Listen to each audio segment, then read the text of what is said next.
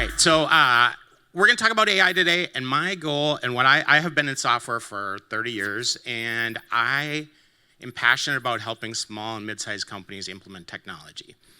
And we'll talk a little bit more about my AI story in a little bit.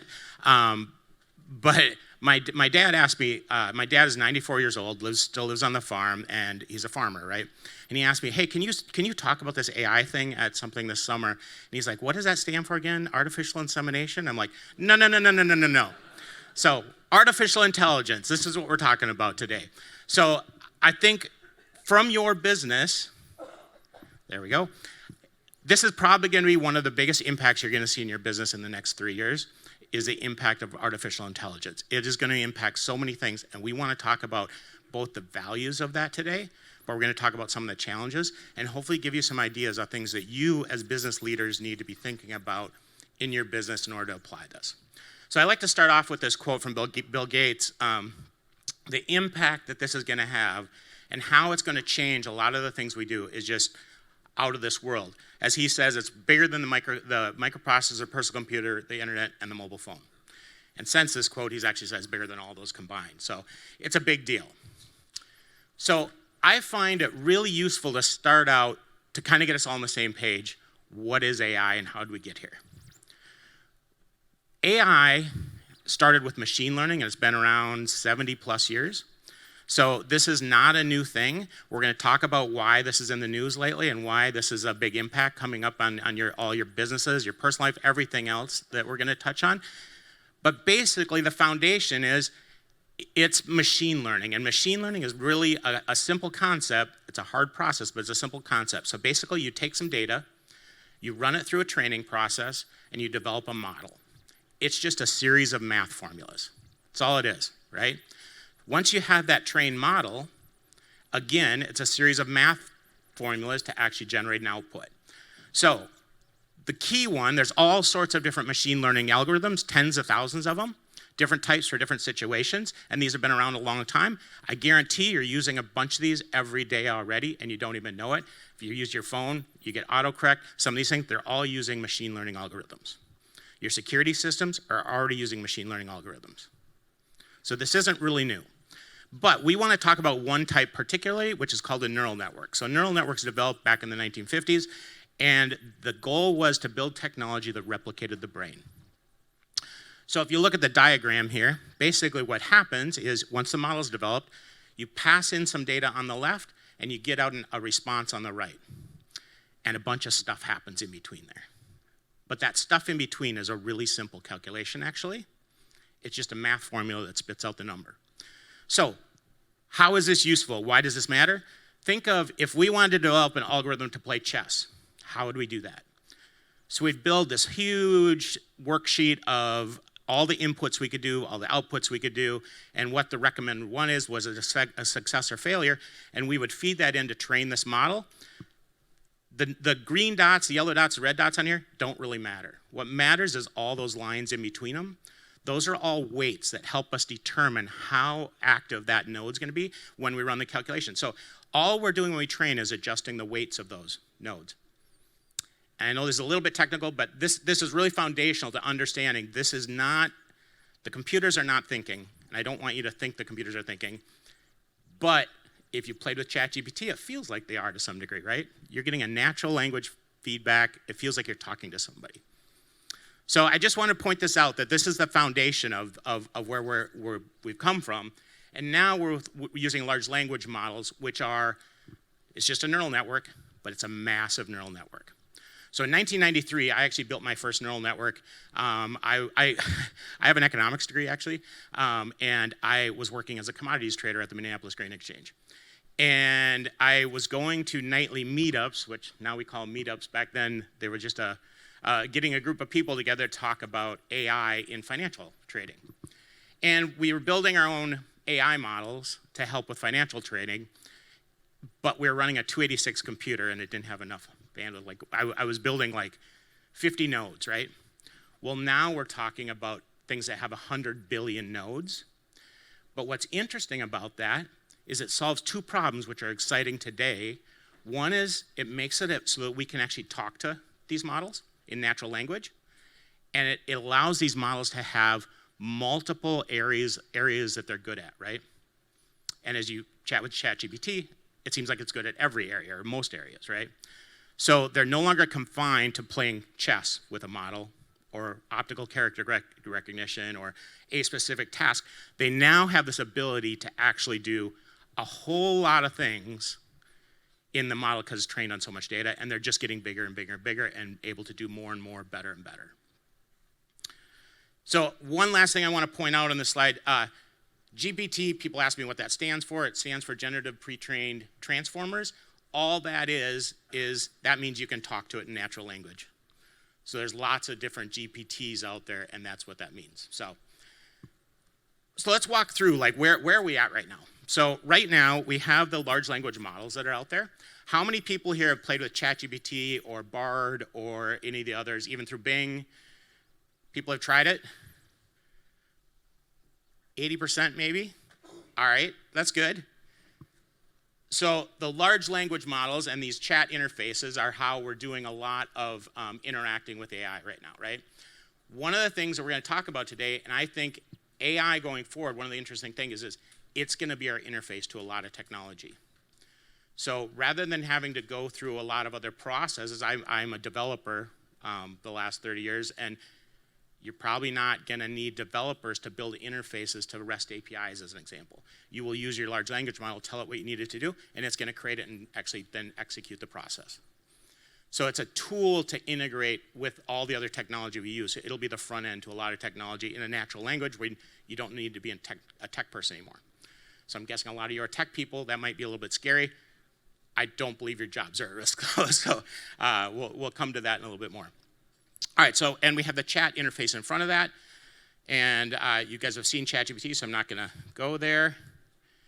So I want to talk about the next case of like where we're at. So how are you, as a business leader, going to implement AI? A lot of the AI that you're going to use is embedded in the tools you're already using today. So they're just going to come out with a new feature that includes AI, and you're going to use that. So that's the number one way you're going to actually start using an AI in your organizations, and you probably are significantly already today. The second thing is, as we want to do custom processes in our organizations, we need to be able to have our own AIs, but it's really expensive to build an AI. So how do you make that work? So what we do there is we actually build our own private data sets of data that get added on to the AI model that we're going to use to actually then generate responses. So now what that means is we can have a ChatGPT-like interface, a nice chat interface, with a model that we want to choose to use, maybe OpenAI like ChatGPT-4 or Bard. So we can interface with that, but we can apply our own data to that, and now we can talk to our own data. So that's really powerful, right? Imagine you want to create a chatbot on your website. That's how you do that and get support on your own data, right? But it's useful for a lot of other things. What if you want to use it to create marketing content? Well, you can write in your own voice and your own, like, match things. People, we're going to talk about this a lot, actually, how AI gets it wrong, but how you can make it right. And part of that is using your own data and feeding that data to actually make better solutions. So what are the next things? Where are we going with this? And one of the things I hope you come out of here today is an understanding of where you might want to go with your organization on things that you should be thinking about and learning about if you're going to roll this out with other processes in your organization. So the next step is prompt templates. So what's so interesting about chat? Chat's interesting because it's a dialogue, right? One of the funny guys, my guy, Jim is here with me, and he's an artist, actually, and he's our main prompt engineer. So it shows you don't have to be technical, but it's fascinating how working with chat and working with AI is not a technical process. It's really a process it's a human process about how to communicate. And so the value of chat is not that I asked a question like a Google search and got a response. It's usually the value is 10 responses down, right? I could dialogue back and forth to get to the right answer. So there's an interesting study that was out recently. It's called single shot prompting. So if you ask a question like a Google search and get a response back, AI is what percentage do you think AI is right? 41% is the answer. So this is why people are talking about AI is wrong a lot, right? Well, it is. But you didn't communicate what you wanted properly in most of those cases. So what they did with that study is they actually said, well, what if we actually make 5 AI calls instead of 1 call? So the first call is take my question that I asked, build 3 new questions out of it. Now ask those, that's second and third and fourth call. And then the 5th one is look at those answers and figure out the right answer from that and give me the right answer. So we went from 41% to 81% accuracy by just changing up how we're asking the question, right? So the value of chat is to be able to actually communicate with and train the AI as you're having a dialogue with it and feed that back into the system. So now what we do, a lot of times when we're working, we will be using chat to actually figure out a solution, but then we take that whole chat and we synthesize it all down into a 1 call that has all the data we need into a prompt template. So a prompt template is that single call that we're going to pass in, but we've already chatted and figured out all the information that we're going to pass in. So as an example, what does this mean? So you think, I'm going to type in something that's usually a sentence or 2, and maybe I'm going to include a paragraph of data or something. When we do prompt templates, I think our smallest prompt template is 6 pages of data, right? And then we interject whatever the question is with that, right? And we have ones that go up to 15 pages. So I use this to write a lot of software code, C# code, and we have ones that are 15 pages and more actually now. Very, very defined for a very particular situation that we can ask a simple question, but we've already provided all the information to support getting to the right answer. So one of the cool things about prompt templates, we are using this with a lot of different companies that kind of wanted to dabble, and their team is very non-technical, so we're trying to get them into this. So they are working, marketing is one of the easiest ways to kind of test this, right? You can go out to ChatGPT and easily interface with this. But they wanted a more consistent approach to how their team is using this to write certain content. And they also have rules about things they're not going to use it to write, right? And you have to edit and check everything because you do need to review it. But they're building out prompt templates for different voices. So they kind of market to 4 different types of people, and they build out different prompt templates with the only change being the voice that they want to communicate that to, right? So I don't know if you've ever gone out to ChatGPT and said, hey, write this for, if you're writing something, like a speech like today, and I didn't do this with this one, but I want to communicate to, business leaders in Fargo, and I can be very specific of who I want to talk to. Or I could say, I'm going to go talk to a 5th grade class and get a very different message with the same content, right? So it'll help you write those. So you can have different prompt templates to start down a different path as you're using this. All right, the next thing is agents and AI chaining. This is where things get really interesting. This is where they get a little bit frightening maybe. But basically, AI chaining is the ability to now make a call and have it make another call and another call and another call. So as we think about those prompt templates, we can actually have a prompt template that's designed to maybe design a process, come up with tasks that it needs to solve that process, and then execute all the tasks, right? So we don't even know what the calls are going to be further down the path. So that's one piece. The next piece beyond that is agents, which agents are where people get afraid of AI, and rightfully so. So we have to be thoughtful about this. But agents allow us to integrate to other systems. So now the AI can call other systems. For example, the AI can go do web browsing, right? Or the AI can read and write files. Or the AI can call a REST API. Or lots of other tools. Yesterday I was at a conference on trust speaking, and I was on stage with a 4-star general and an admiral and congressmen, and they all were, we had really good, interesting conversations, but like, well, I have a pretty optimistic view of AI. It's not without its challenges, and we're going to see some serious, serious bad happen. But I think it's very interesting. They're like, well, how are we going to deal with our nuclear system with this? The admiral was asking me, and I'm like, well, I don't think any AI should be anywhere near your nuclear system. So we have to think about where this, like, what are we integrating with? And it's really important to understand that we're going to talk about a little bit more. How do we manage that and for ourselves, hopefully not with nuclear weapons, but with our own security and data and things like that. So we're going to dig into that. So now that we have the agents and AI chaining, Now we can put that together into a complicated flow that can actually solve a business process. So this, we're going to dig into this a little bit, and this is where it gets really exciting, because I can take a business process that you have, and we can map this all out on what AI can do, what you have existing systems to do, and where you need human involvement in that, right? So we can actually say, here's 10 steps to a process. Let's take a process that people, lots of independent people have asked me, hey, I want to use AI to write a book. Okay, how would you approach that? Well, what's interesting, I would say, well, you need to run a bunch of AI calls, and I'm talking a bunch like maybe 1,000 calls, 10,000 calls, to go out and research and summarize and research and summarize and find all the data that you want for your topic. But then I want you to come back and interact with me and have a chat based on that feedback to say, here's the outline that the AI came up with. But now I can provide feedback to that, right? So this is no different than how you'd approach this in a human nature working with a writer, right? So I want you to go do this and then come back, and I'm going to get involved in this, and then you're going to go off and do the next thing, which is now write chapter 1. Okay, now come back and let's review that and let's talk about that. And I want to include this story, or I can talk to it through chat and actually get a better result. So this is what flows are, and this is where it gets really, really exciting as we think about business processes. We're working with a company that's taking tickets in, right? Help desk tickets.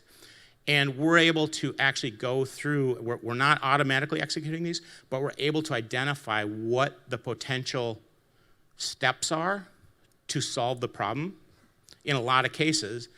And then we're also classifying that to say, here's the likelihood that this is right. In the future, we expect we'll actually be able to automatically execute a lot of those, or some of those at least, to say, maybe we need a review of an engineer, but an engineer doesn't have to do this anymore. The simple things like, I don't even know what they are exactly, but the simple things that come up can just get executed automatically. So this is the exciting part of AI, and then I'm just, so here's the example I was talking about, but the next piece beyond that is putting this all together into what we call a bot network. So this is where things can actually act on their own to run processes to execute things. This is in the future, but people are running this right now. We're running this right now. There are things that are happening this way. I have a whole series of bots set up to do software development where I have about 10 different bots defined. What's interesting about this is I've been in development a long time. I'm a very optimistic person. I hate working with negative developers, but they exist and they're really, really useful. So we have actually trained up a positive developer bot and a negative development bot. And they then battle it out, and then you have a management bot that says, what's the right answer here? Let's figure out the right code.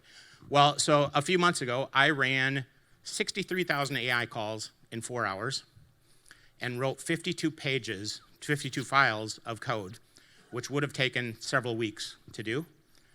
There was not a single flaw in the whole thing. I had to go in 2 places and put in the actual keys for the servers we're using. Everything was written perfectly by using multiple AI calls back and forth and back and forth and back and forth. So this is cool, this is scary, and how do we get there, right?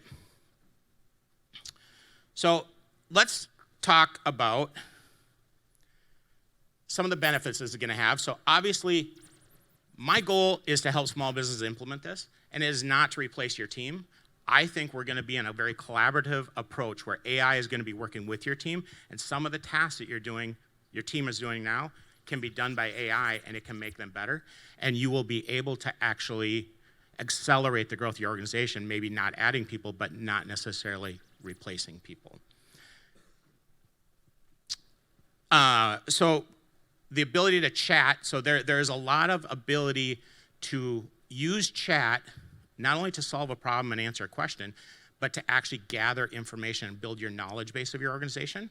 This is a really fascinating process. If you're using your own data and now you're talking to that data, you can actually leverage the chat back into the next response, right? So back to the help desk ticket system. Okay, now an engineer did look at this and they reviewed and said, no, we want to do this. They can actually feed that back into the ticket system and say, this is how we solve this problem in this specific case, and this is something you need to be aware of, right? Well, that training data goes back into the AI model that we can leverage.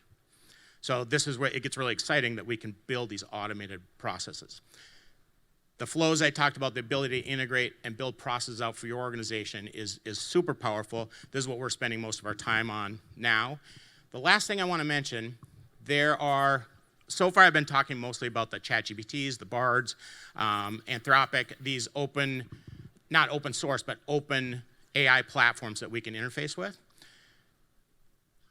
There are other machine learning models that have been around a long time that we talked about. You have access to build your own, and there's lots of cases where going forward it's going to be more and more approachable to do these custom models for specific tasks that you're doing. So it's not something that a non-technical person is going to do, but they are not that hard to do anymore, and we can actually use the AI to build the AI for these custom things that we might need in our business. So something to think about. All right, the fun one. What are the challenges of AI? There's no shortage of these. And we're going to start by talking specifically about them related to your business. I prefer to talk about them related to your business and how we can apply this. I think this is going to change the world in great positive ways and great negative ways. So my goal is to help you guys implement this positively. I don't have all the answers when it comes to some of the social things. There are lots of challenges. We're not stopping this. And we're going to talk about some of those in a second. But this is the fun part. Like, these are things you really need to think about as this implements, it gets integrated in your business. And even if you're not building out the AI solution, this is getting integrated in your business through the tools you already use. And you need to understand that because there's lots of risks to that. So the first one we're going to talk about is hallucinations. So we talked about the 41% right. Well, there's a lot of reasons why we get bad answers from AI, and hallucinations is just one of the reasons this happens. But why does that happen? It's actually a really interesting case. So if you go into ChatGPT and have a conversation, and on the first chat, you give it a whole bunch of information about, I want to talk to you about writing a blog post about whatever today, right? And you give it all the information that you need. And then from there on out, you're like, oh, this is good, but can you tweak this paragraph, or can you change that, or like these simple responses, right? Well, at any moment, even though you see it all on screen, the AI has a very limited brain context that it's working with, and that shifts down. The way OpenAI does this, it shifts down. It just keeps moving down. So at some point, you're going to lose that initial data that was sent in that says, here's what I'm actually trying to do, right? So all of a sudden, you're trying to solve this problem, and it comes back with, blue cats live on the moon. And you're like, well, how did it get that? Well, you look back at the actual questions that went into that, and there's nothing really relative that actually gave it a context on how to produce an answer. So if we think about that, go back to that slide about neural networks, all this is doing is taking these inputs, converting them to new numbers, running them through a formula, and spitting something out, right? It is not thinking. So we just have to think about, why did we get a bad answer?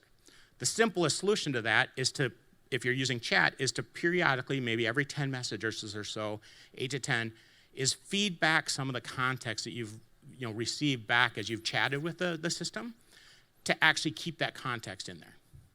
So then if you look at your last 10 messages roughly, and it depends on the size, does that contain the content you want it to actually process it on? That's what you need to understand. Another challenge is infrastructure, and this has come up a lot in the last 2 weeks for us. So there have been some massive changes in the industry, and you really have to understand, like, the great thing right now is we're running off-site. We're using OpenAI for a lot of our technology, but we're using it through Microsoft because it has a better licensing agreement, and this is something we're going to talk about. But there's been a lot of changes to this process that impact us. So using these tools, they're changing so fast that how you're integrating with them is also changing, and what's allowed or what's not allowed. Some days we'll go in, it's like, you know what, we reduced the amount of traffic you can do, and you can't make calls right now. Well, if there's a strategic business process, that's going to be a problem, right? So you have to make decisions and think about, like, what models can you use, what models can't you use. As a side note, I actually have a model, an open source model, running on my laptop that is amazing. It's not as good as ChatGPT, but it is amazing, and it's getting there where this will blow your minds on a local device. So, all right, this is the big one. So data security. So there are so many stories, and you've probably heard some of these, but back in January, some developers at Samsung had a meeting, And they then took their meeting notes, went to ChatGPT, and said, hey, can you summarize this and can you create a PowerPoint? 2 separate people did this with 2 separate sets of notes. Well, a month later, all that information is embedded into the AI model, and now you can go into the AI model and actually query into this very, very private new product information, right? OpenAI has changed their rules, but if you're not paying for it, your data, anything you put in and get out of there is part of their system, unless you go choose to not be on the settings. But if you're a paid member, it's not now, and through the API, it's not. However, every model you're using, you need to understand what the licensing agreement is. So licensing agreements are way, way, way more important than they've ever been to understand how your data is being used. Any data you're sending out is being used, where it's going. We have a client that I got a call one day in a panic. They're like, hey, so they work with a vendor to do surveys, very confidential or large organization surveys. And they're like, our vendor took our data and ran it through AI to get better results. And they were just trying to be helpful, right? Most of these cases people are trying to do the right thing. They're trying to be helpful. Luckily, this was after they had just changed their rules where they weren't tracking anymore. But it was a big deal to figure that out because it wasn't even on the site yet. And we had to go through and figure this all out legally. But legally, the vendor took their data and put it somewhere it shouldn't be. So you need to understand what your vendors are doing with your data as well. And it's really critical to understand where your data is going, who has access to it, and what they're going to do with it. The second part of this is data leakage. So there's some AI products out that will allow you to chat with your own data. And the issue I have with some of these is that let's say you're the CEO of your company and you have marketing data, you have product data, maybe some new products are coming out, you have documents on this, and you have financial data, right? Maybe HR data. So you have access to all this as CEO. Well, if you go use AI, there's nothing stopping it from pulling in some confidential information into an output that you're creating. So this is a big thing to be aware of with your own data as you're using these systems. Our approach is I want to create a data set for each of the audiences we're going to approach. So I have a data set that I can query around financial data if we're going to analyze our finances with AI. I have a different data set for marketing or for new product development. So we can use it, we just have to be very conscious of who has access to that and who's using the output of that data. One more thing that if you're in healthcare or a few other industries, it's really critical.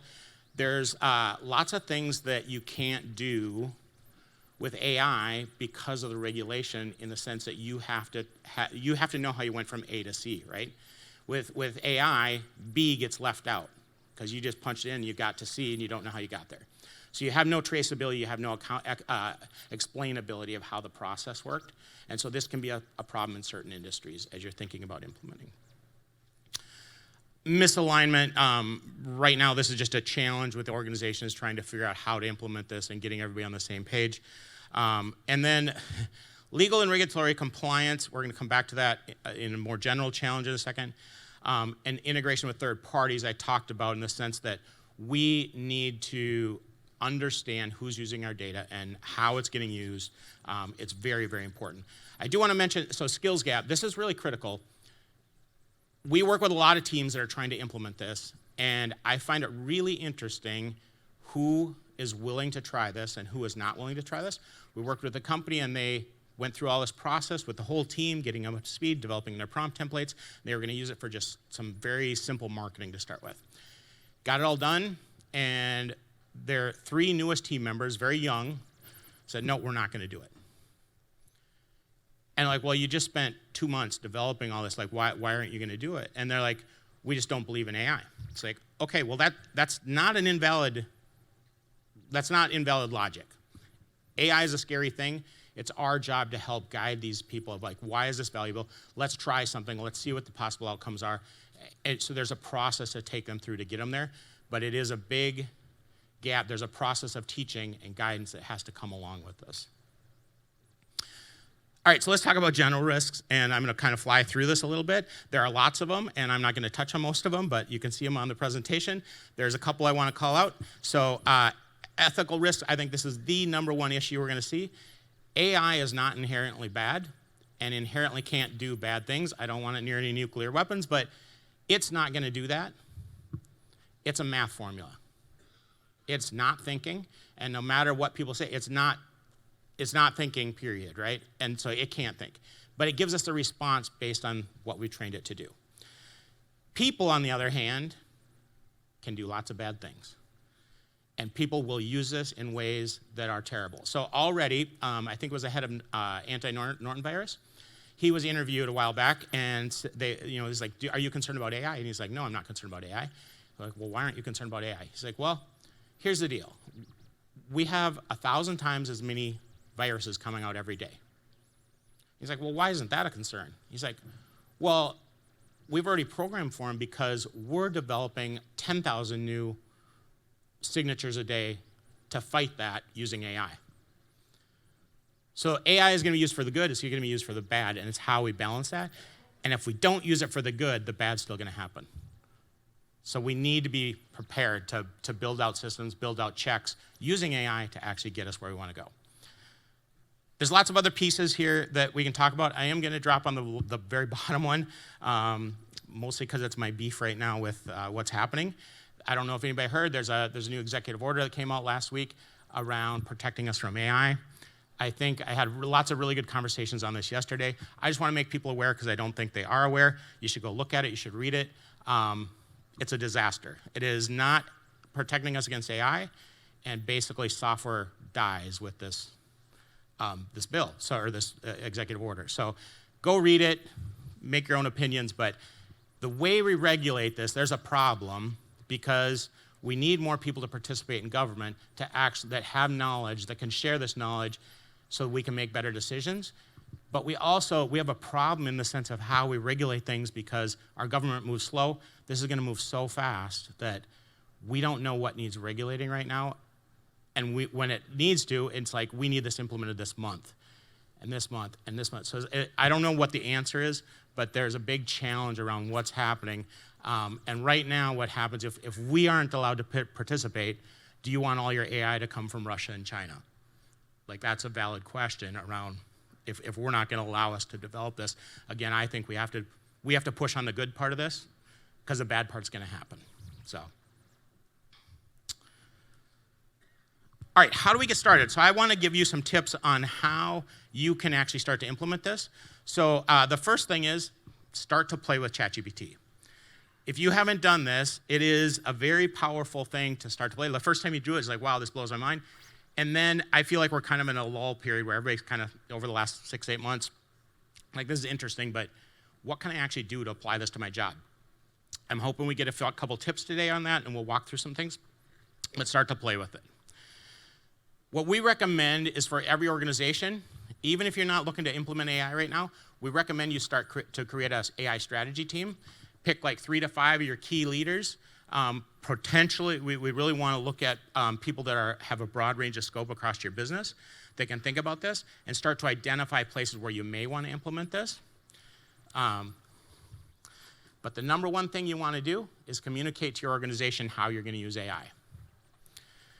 Hopefully you've already done this, but basically you should be communicating to every member in your team what you're willing to do and what you're not willing to do. And we were recommending, and now this has changed a little bit because I think people are past this, we were recommending to tell your team, don't use AI. But we're implementing this team to actually start to figure out how we're going to use AI, right? So you need the optimistic, like, we're looking at this, but we don't have an answer yet. But you have to communicate that. All right, so create your AI strategy team. And basically, they should start to look at what the possibilities in your organization are, and we're going to fly through some of these in a little bit. But there are lots of use cases that you can do today using ChatGPT, and there's use cases that you can implement with not too much effort into much more complicated flows to integrate your business processes. So learn prompt engineering. This is a very interesting thing. It is not hard to learn. You do not need to be technical. You just have to spend some time chatting with GPT and or whichever one you want to use, and getting some feedback and learning, trying to go deeper. So the answer is always go deeper. If you're stuck, go deeper.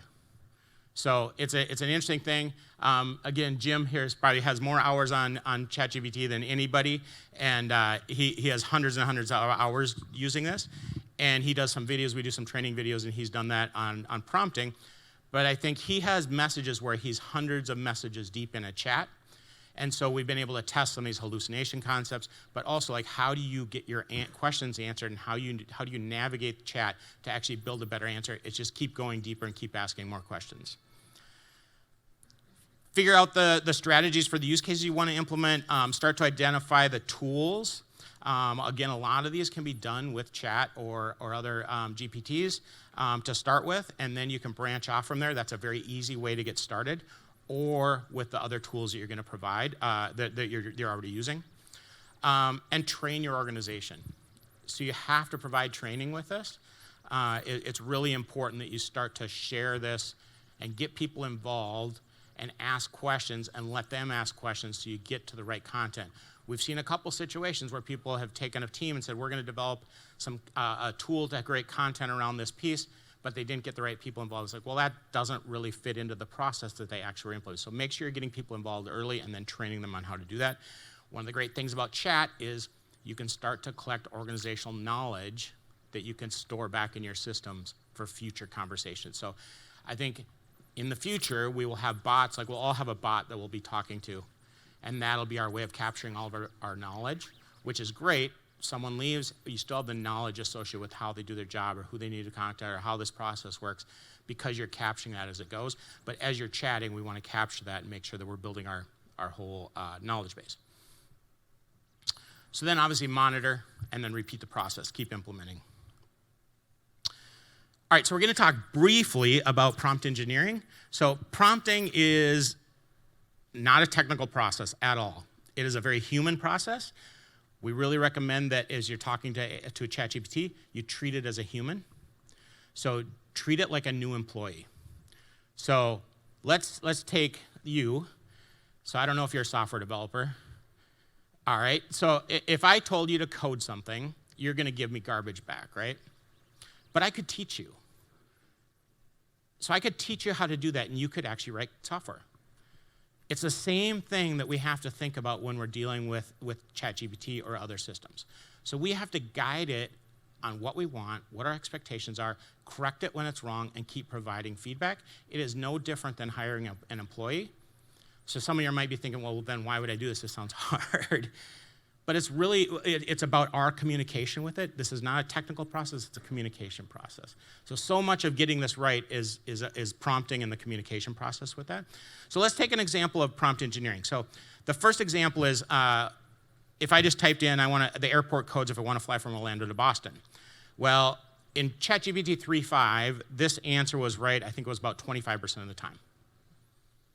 Sometimes they get it right, but not very often. In GPT-4, they have more data, and it's actually right all the time. But how would you solve this problem? Well, I give it more information, because it didn't always give me the airport codes in the way I thought I should get them. Instead, I need to give it more information and give it examples. So the first piece here is, how do I give it examples of what I want it to return? This is true if I'm creating marketing content or software content or anything else. We need to give it examples. The next is defining the role or the voice that I want back. So if you punch in and say, AI, you are a leader in banking, and I want you to review my financial statement and give me advice on this, it will set this up for a much better answer. So if you choose a role and you tell the AI what role that is, you get a much better response back.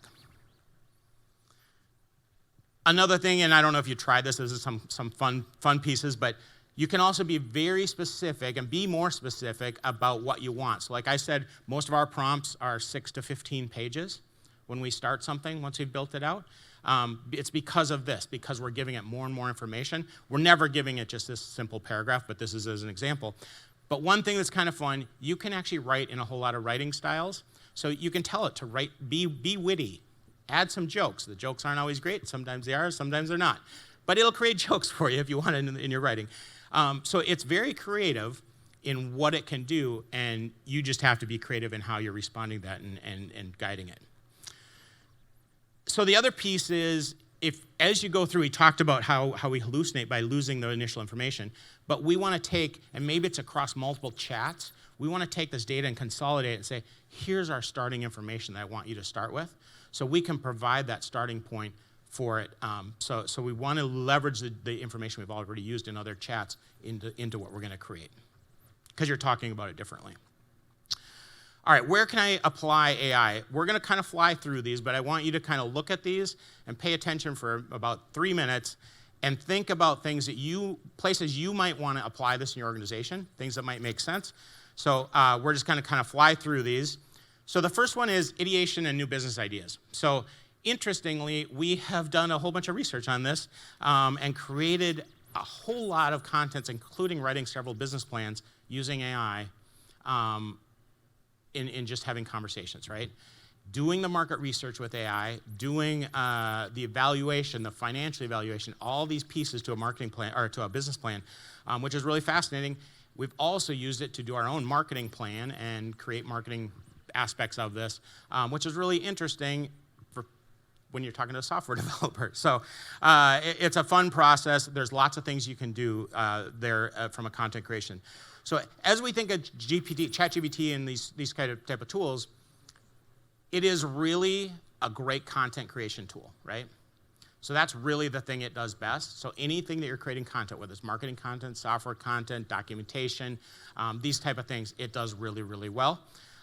So anything like that, as we talk about content creation, marketing, blog posts, SEO stuff, things like this, it can do really, really well. Market research, we do this all the time as we're thinking about places to go and stuff. Market research is a fantastic tool, especially when you integrate this with web browsing, right?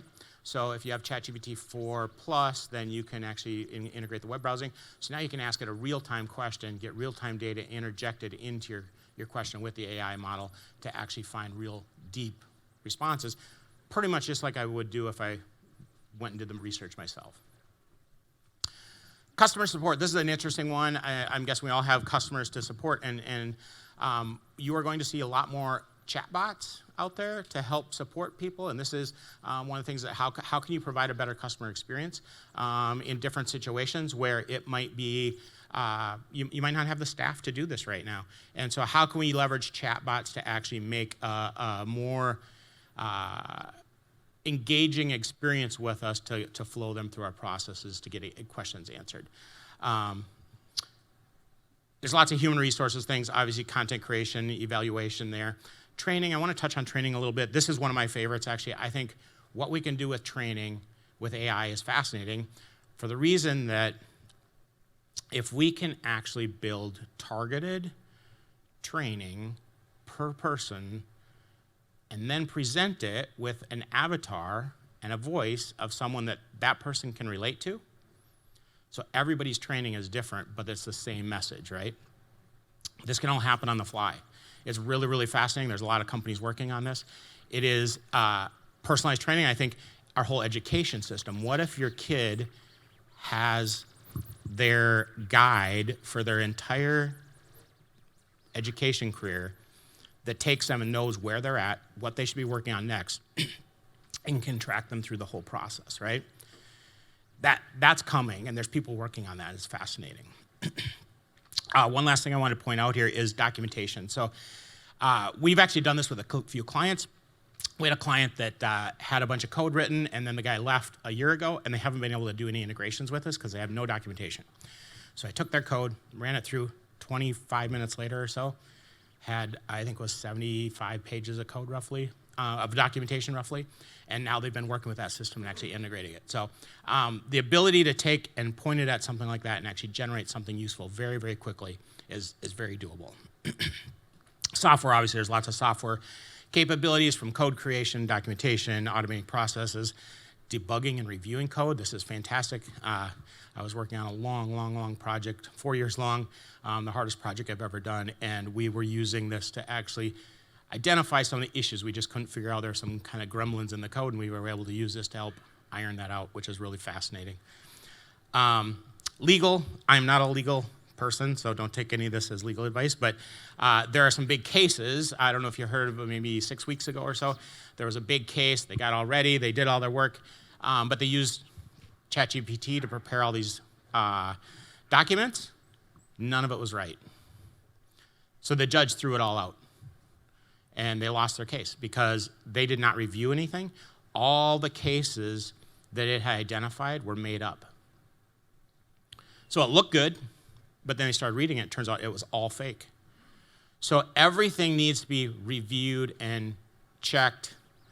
But I will say, what I've done, and we've used this quite successfully over the last year, I've had to do a lot, like license agreements, writing different legal documents. I will use ChatGPT and have the conversation in my terms of like what we want this document to represent, and then I'll send that to my lawyer. And I'm pretty sure I've cut my legal time by probably half, where things are already kind of in ways that they need to review more than coming up with creative ways to describe things, right? So there's definitely ways that you can use it to help kickstart the process.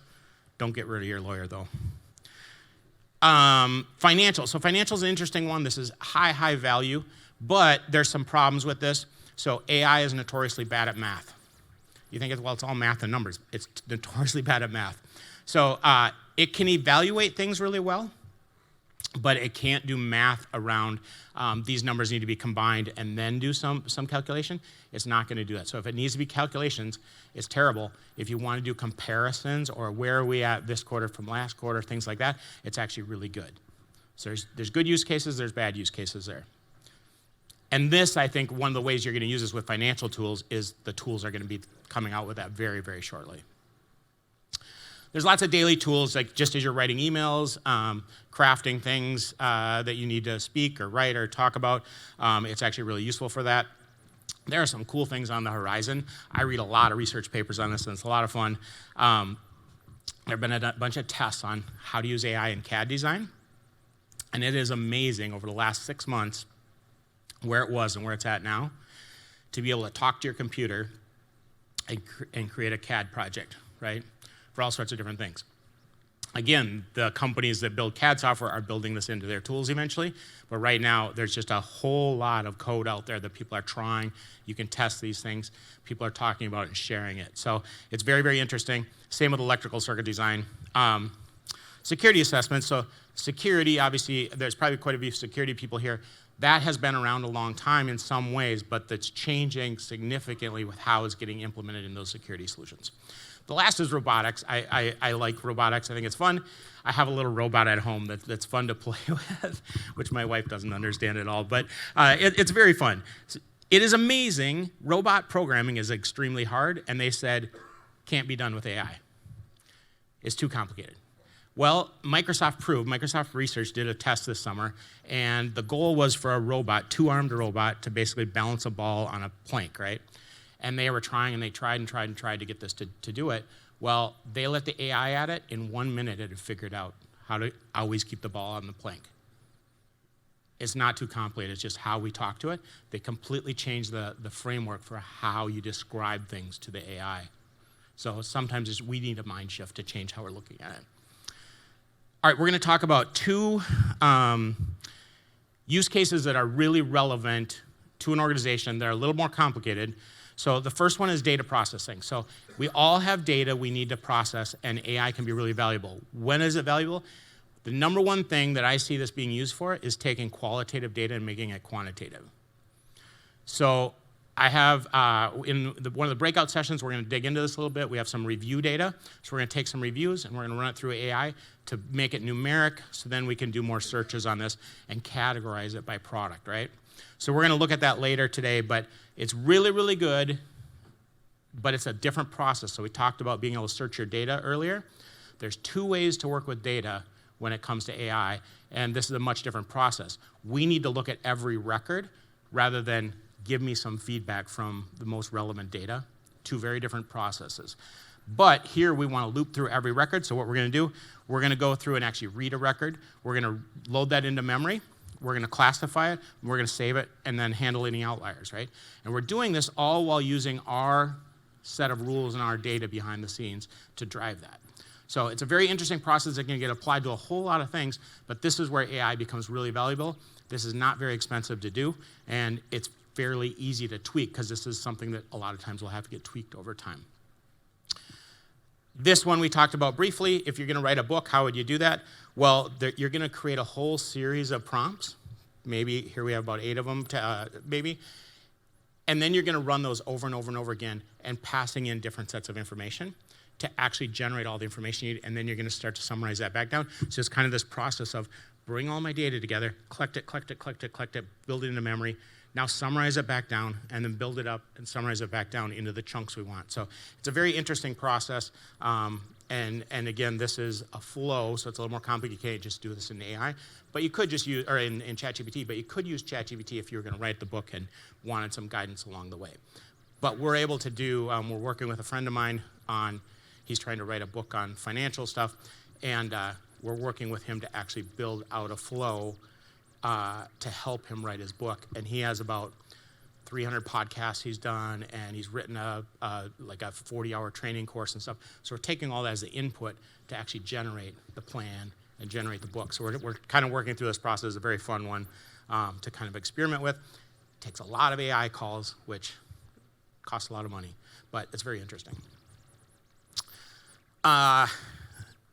We talked about tool specific. So I just want to say what we do. I've been doing this a long time. I got into, in '93, I was starting AI development. In 2000, I actually had this, 2001, I had this idea, and it's what we're doing today. But I was with my best friend in 2001, and he's like, this is the dumbest idea you've ever had.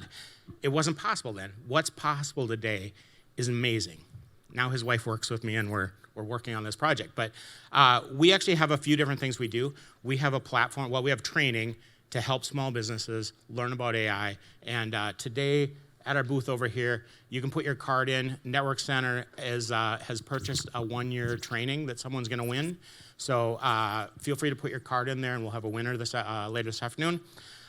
We also have our private AI platform so that you can just drag and drop your data into files. We know where they are. They're all protected. They're on Azure in your own repository, and you can build up your own data sets and then use that to chat against, including getting into the flows and stuff we're talking about. And then we help create these custom flows for people. So if you're interested in talking, if you just want to talk, we're open to that. And if you want to do something, we're excited about that as well. But I'm really looking forward to it and what you can do with this. I think it is amazing where this is going to take all of us in the next couple of years. And if you don't think it's going to impact your business, I can guarantee that's not true. It's a powerful thing that if you do nothing, your competitors are going to do something. So, and we're seeing that already in quite a few different ways. So I want to thank you for having me today. I want to leave you with a quote that I think is very important as we think about this. This is a technical person. I come out of a technical background. Most of my team is not technical, actually. And I think the way we approach AI is a very human thing. If you're going to chat with ChatGPT, approach it as you're talking to a human. One of the things we've learned is I don't think people are ever nicer than when they're talking to ChatGPT. It's true. It's always please and thank you. Always, and it's very, people are very courteous, but it's very, very interesting. I think people are generally good, and I think it shows when they're talking to AI. So it's a really cool thing to see, but it also, if you approach it from a human perspective, this is challenging for some of us tech people. Sometimes you have to back up from the tech, like, here's the math problem of how this works. You have to approach it from a technical or a human communication philosophy, and you will get a better result. So very interesting. This is one of the leaders in the AI industry. I think he talks about that, how human interaction with AI actually makes us more human, and I think that's true. So I look forward to seeing what y'all implement, and thanks for having me.